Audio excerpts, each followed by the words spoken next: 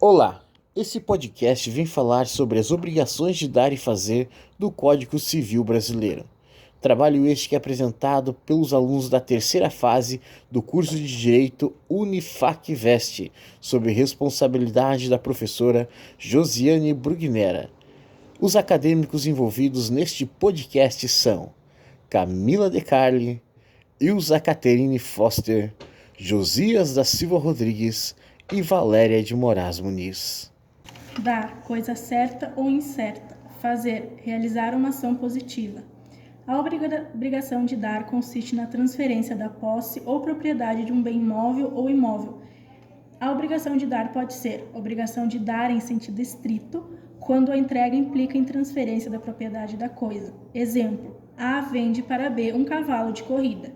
Obrigação de entregar, quando o devedor transfere apenas a posse, uso e gozo da coisa. Exemplo: A aluga para B um automóvel.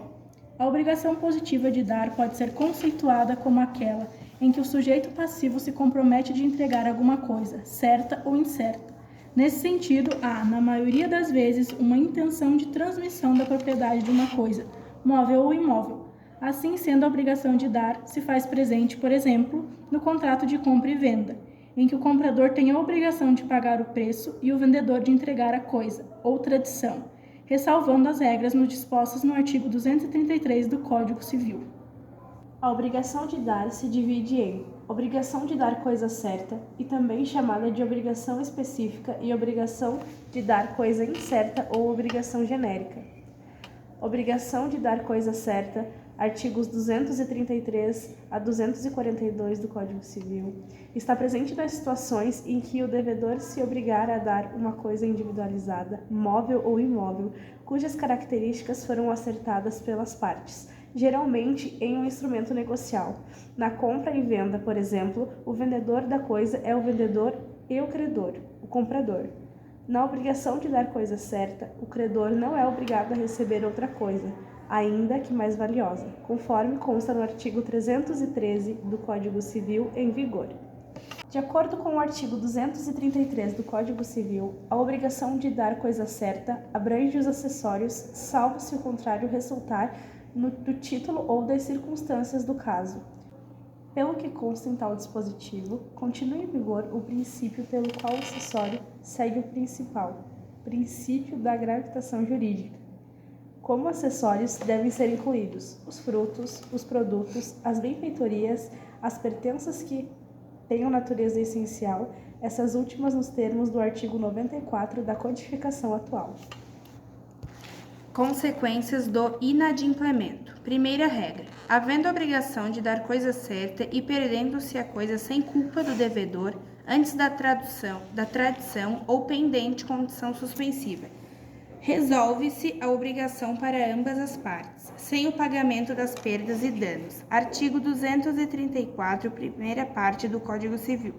A expressão resolver significa que as partes voltam à situação primitiva, anterior à celebração da obrigação. Segunda regra: na obrigação de dar coisa certa, ocorrendo a perda da coisa com culpa do devedor, poderá o credor exigir o equivalente à coisa e mais perdas e danos. Artigo 234, segunda parte do Código Civil. Em suma, haverá resolução da obrigação com perdas e danos. A culpa, nos casos a seguir, é concebida em sentido amplo, englobando o dolo, e a culpa em sentido estrito. Terceira regra: na obrigação de dar coisa certa, se a coisa se deteriorar sem culpa do devedor, o credor terá duas opções: resolver a obrigação sem o direito a perdas e danos, já que não houve culpa genérica da outra parte, ficar com a coisa abatido do preço o valor correspondente ao perecimento parcial. Quarta regra: nos termos do artigo 236 do Código Civil, na obrigação de dar coisa certa, havendo deterioração da coisa com culpa do devedor, poderá o credor exigir o valor equivalente à coisa ou ficar com ela, no estado em que se encontrar, nos dois casos com perdas e danos.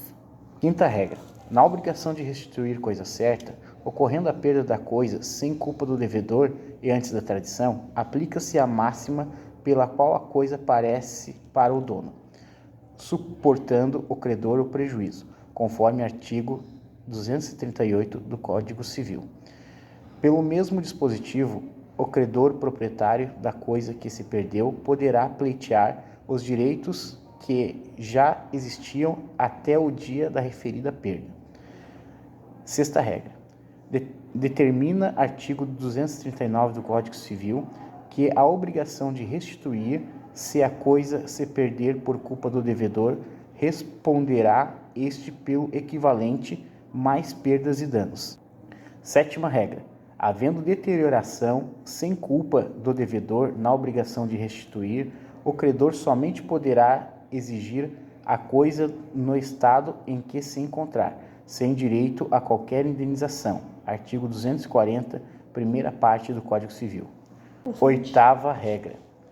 Por fim, na obrigação de restituir coisa certa, havendo deterioração da coisa com culpa do devedor, o credor passa a ter o direito de exigir o valor equivalente à coisa, mais as perdas e danos que o caso determinar. Em suma, se o credor quiser, poderá ficar com a coisa no estado em que se encontrar ou exigir o seu equivalente, mais perdas e danos. Caso haja melhoramento ou acréscimo à coisa sem despesa ou trabalho do devedor, lucrará o credor, desobrigado de indenização. Se para o melhoramento ou aumento empregou o devedor trabalho ou dispêndio, o caso se regulará pelas normas do Código atenientes às benfeitorias realizadas pelo possuidor de boa-fé ou má-fé. Direito de retenção. Se o possuidor faz benfeitorias úteis ou necessárias, ele poderá não restituir a não ser que seja reembolsado por elas. Quanto às voluptuárias, ele terá direito a levantá-las desde que esteja na boa-fé. Quanto aos frutos percebidos, observar-se-á do mesmo modo o disposto nesse código, acerca do possuidor de boa-fé ou má-fé, quer dizer, os frutos foram percebidos, mas à força ou pela natureza. Obrigação de dar coisa incerta. Nessa obrigação, a coisa é indicada pelo gênero e quantidade. Sua prestação é relativamente indeterminada, mas passível de determinação pelo ato de escolha, distinguindo-se da obrigação de dar coisa certa, que não há escolha, pois a coisa já é determinada de modo específico. A coisa incerta será indicada ao menos pelo gênero e pela quantidade. Exemplo: devo ao Lucas 100 sacas de arroz. Então, em relação a esse fato, que é o objeto de um contrato verbal, não se encontra determinado qual é o tipo de arroz que deverei para o Lucas. Apenas digo que devo 100 sacas. Artigo 244. Nas coisas determinadas pelo gênero e pela quantidade, a escolha pertence ao devedor, se o contrário não resultar do título da obrigação, mas não poderá dar a coisa pior, nem será obrigado a prestar a melhor, em consonância à luz do artigo 313. O credor não é obrigado a receber prestação diversa da que lhe é devida, ainda que mais valiosa. Artigo 245. Cientificado da escolha o credor extrajudicial por carta ou e-mail, vigorará o disposto da sessão antecedente. Artigo 246.